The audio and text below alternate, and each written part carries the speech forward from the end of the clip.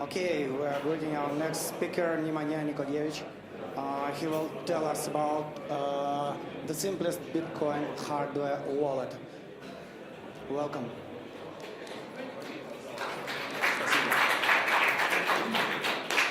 Спасибо. Я думал, если доклад будет на русском, но я думаю, что я еще не говорю русский так довольно хорошо, тогда я буду на английском.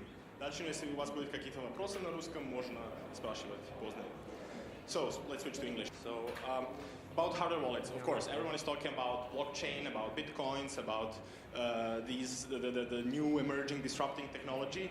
But and everyone is suggesting that it's gonna cure cancer, it's gonna be the cure for our problem. But well, yeah, all the sane people don't believe that, and those who were early adopters of this technology were, of course, initially using different software wallets to store their cryptocurrencies, but as this means of storing cryptocurrencies were not safe, many of them went to buy some of these hardware wallets that were more secure for storing cryptocurrencies. And let's see how these devices are built. Do we have the...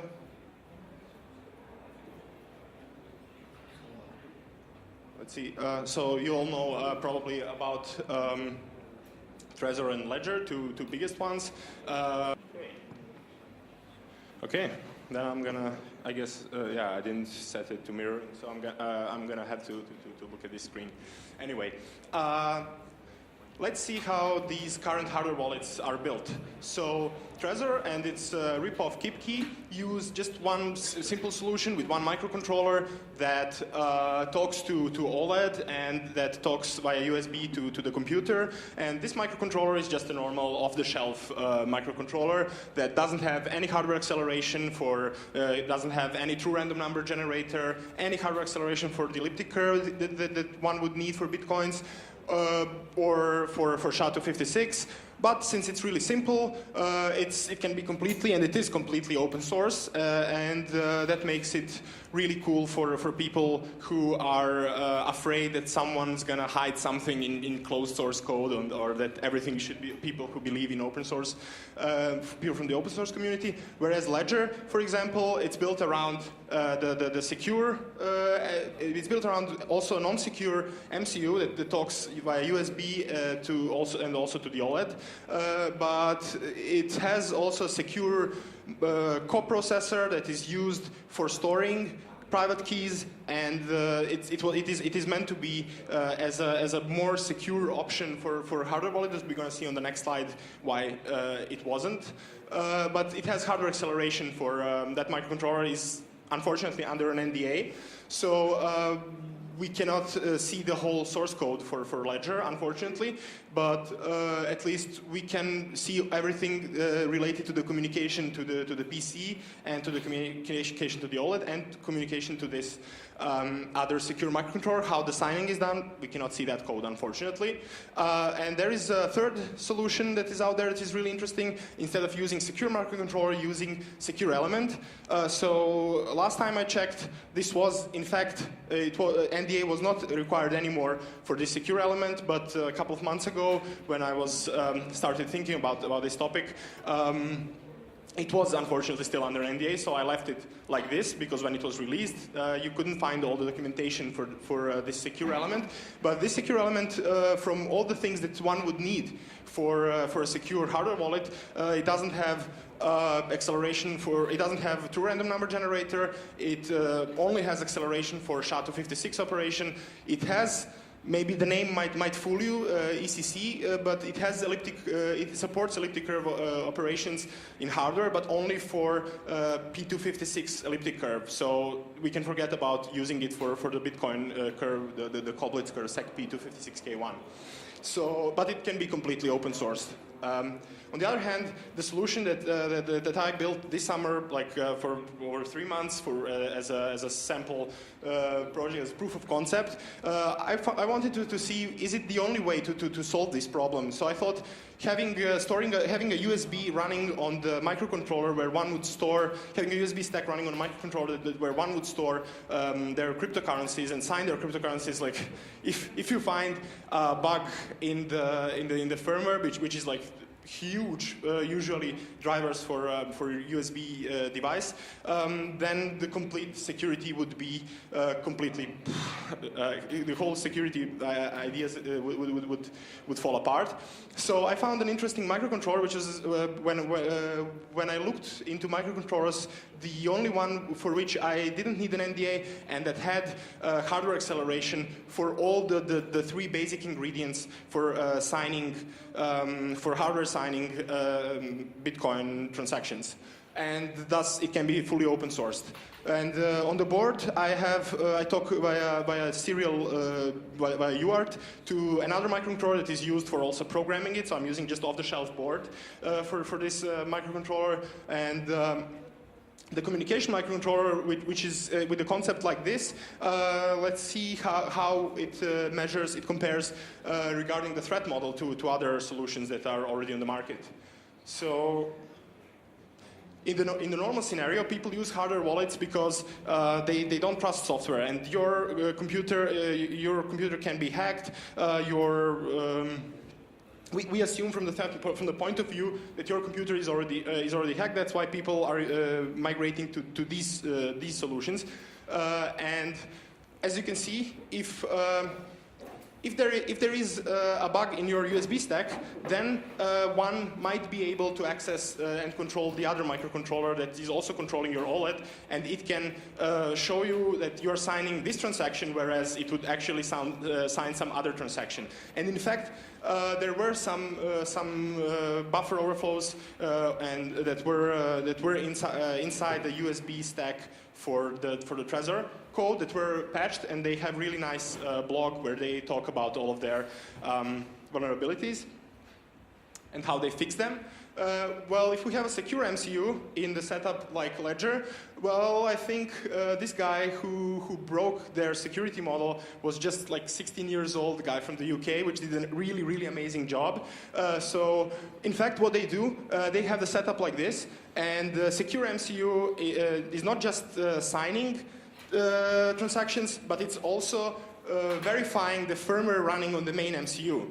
So I guess what you all think, like, what can probably go wrong? Well, if you put some wrong code on that microcontroller, you probably have some redundant code for USB communication in the bootloader and also in the firmware. Then what if you just when you have to send that code for verification to the secure microcontroller, you just resend something that is already there in the memory, and then you can put whatever code you want in the other redundant region. So that their security model is like if I would say that I have a twin brother that is going to continue this presentation, and if I just disappear and appear and say, okay, I'm his twin brother, and you are supposed to believe me. So that is basically how their security model worked.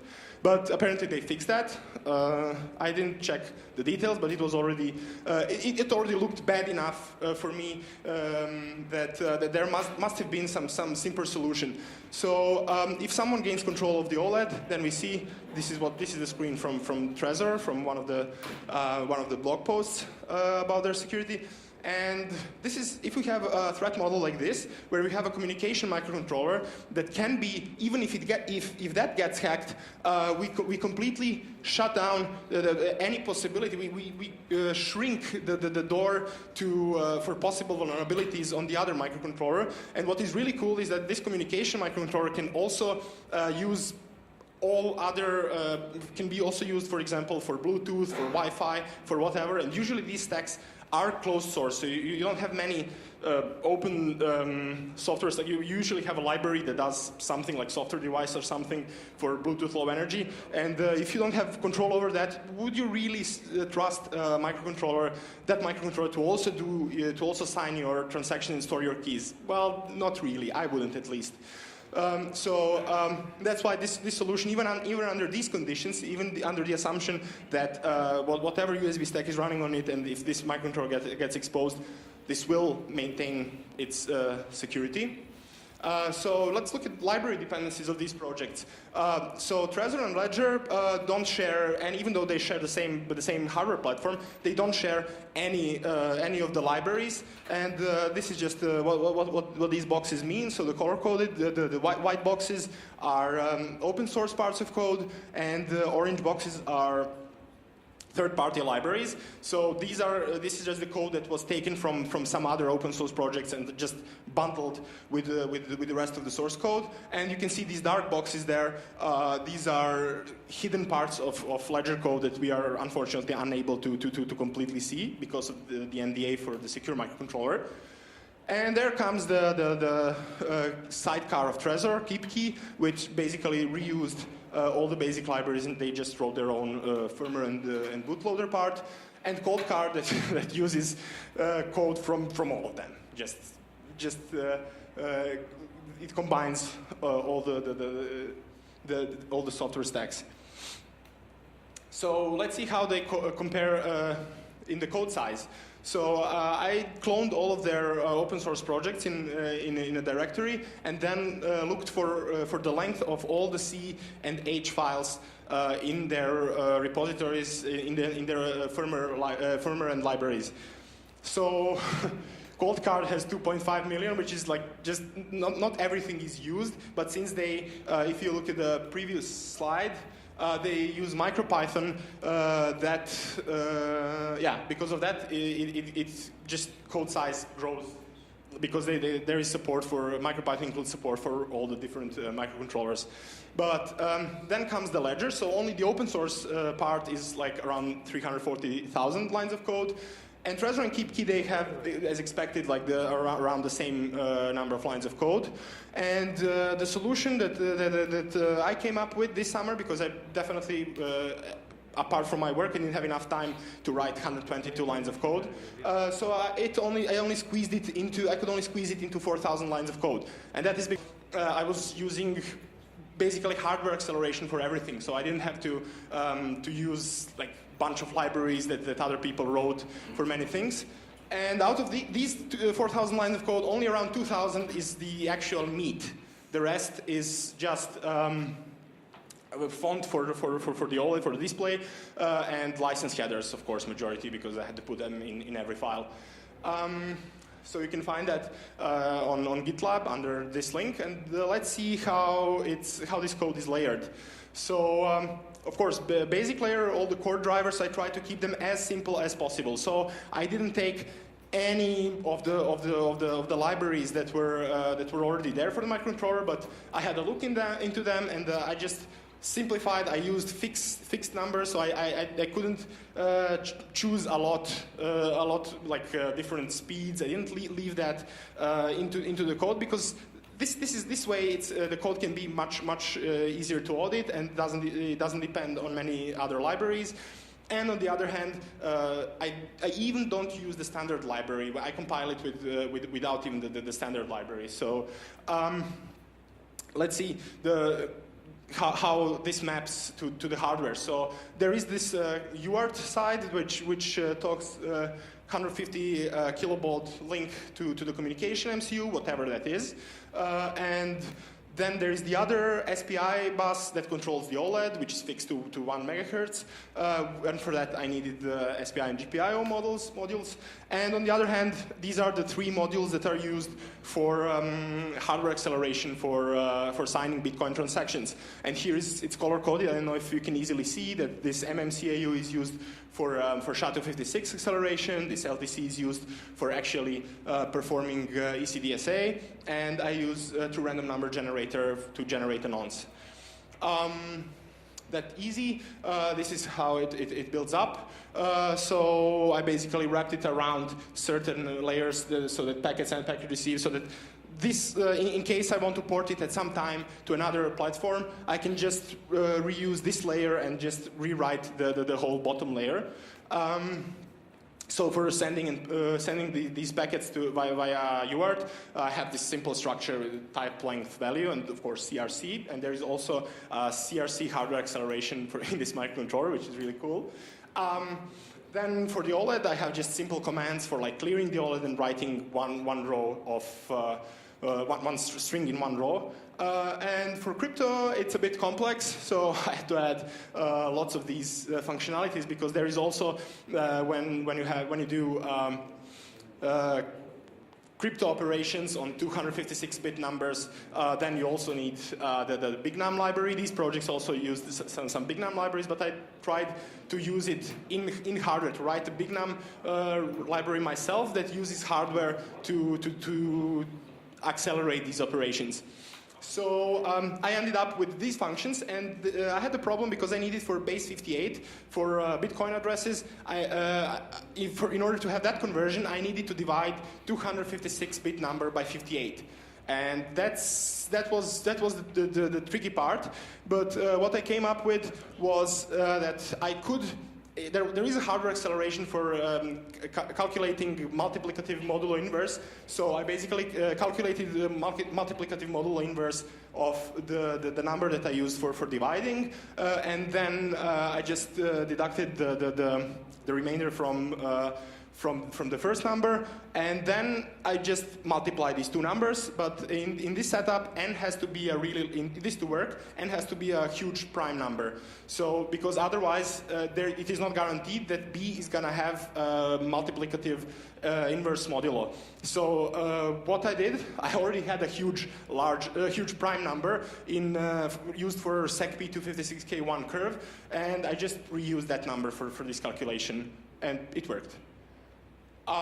In the main loop, I basically just receive packets via UART and send them over to the last layer. So if it's a packet for Bitcoin, I just for the module for Bitcoin, I just pass the whole message into that part of code. As you can see here, at the moment only Bitcoin is implemented. But yeah, then on this layer I parse the other part with the function, and then I get something like this on the screen. Would you like to sign the transaction? Would you like to send this amount of bitcoins to some number, to some address? And yeah, demo time. Let me just get some water.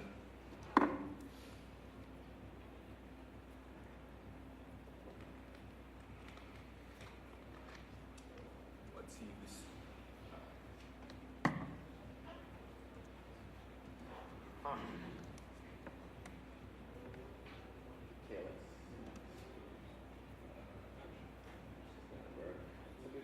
But yeah, anyway.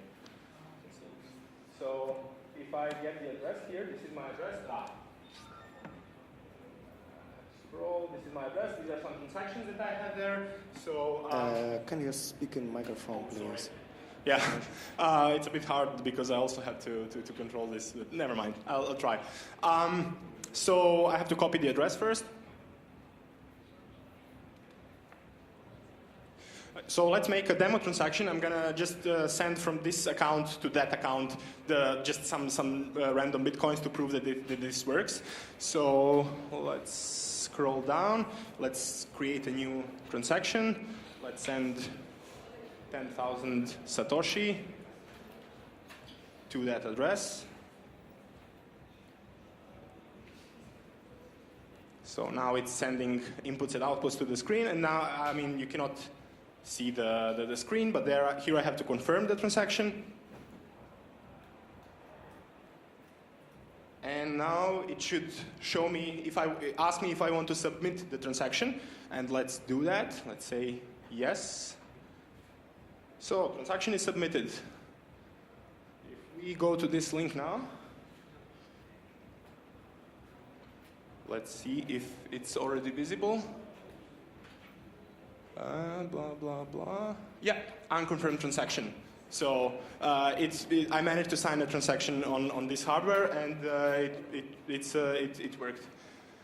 Let's continue. Maybe there's a simpler way for this, but I don't know how to do it. Oh, okay, let's be faster. Blah, blah, blah, blah, blah, blah, blah, blah.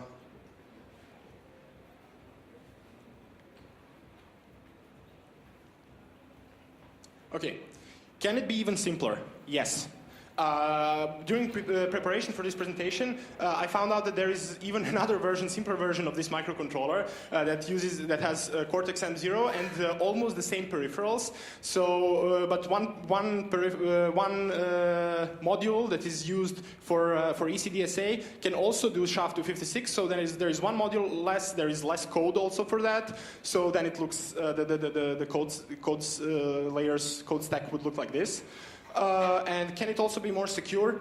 Yeah, but so that there are different microcontrollers within the same family that support some functions to make it functionality to make it tamper resistant. But unfortunately, they come with an NDA, so not cool. So I didn't use that because I really want this to be completely open, so that everyone can build this himself. Like I don't plan to commercialize this. And I just wanted to prove that there is a way to make simpler and safer wallet in theory than the ones that are already out there. So expanding functionality, I plan to add recovery seed, so just to be a bit faster.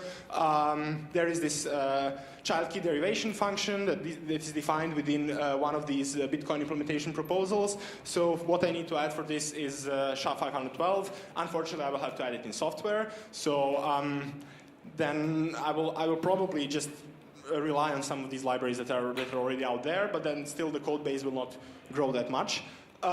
And still, this hardware wallet will be probably the only open source hardware wallet that is really hardware wallet. So because other ones that are open source seem to be like just embedded software wallets rather than being completely hardware wallets. So implementing these operations in hardware. Yeah, this is how it derive.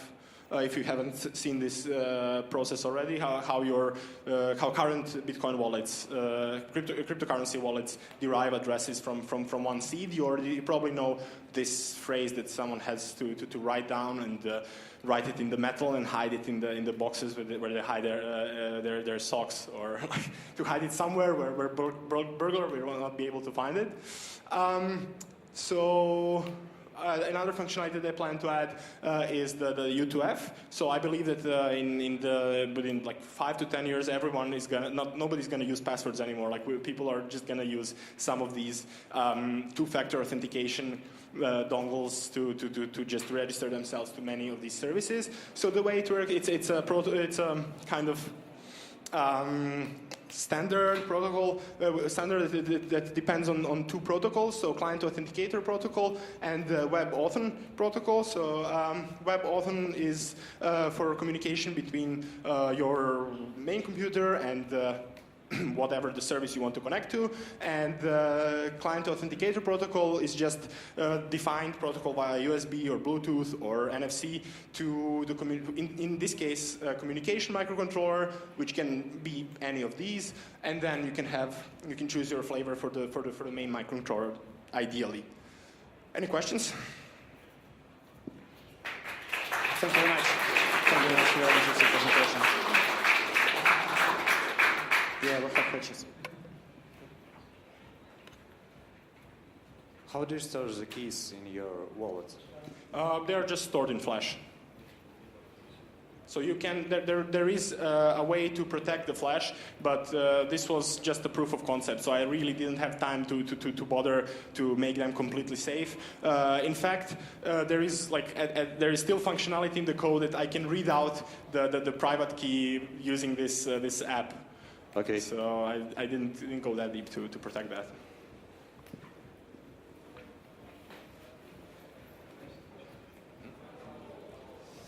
Слушай, а как думаешь, насколько реально всю эту штуку затолкать в смарт-карту? Sorry, Ты же уже сказал, понимаешь по-русски. Ну вот смотри, например, можно ли всю эту функциональность поместить внутрь смарт-карты? Не можно, у вас нету дисплея на смарт-карте. Почему? Есть смарт-карты с дисплеем на самом деле, бывают такие. Ну да, я не знаю, если уже есть каких-то open source смарт-карт. открытого кода нету, я думаю. So it's really hard to audit that code because it's closed. And in fact, there are also some projects that are building, for example, for this FIDO U2F that were really successful on Kickstarter, and they claim that they are doing their design to be portable, so that they can port that to different microcontroller platforms. But I think it shouldn't be your priority, because like if your priority is when you build devices like this should be security, because so that's why I prioritize my design on security, and the second priority was to make it portable to other platforms. So because yeah, if you don't prioritize security, you end up with Okay, thank you very much. Thank you very much.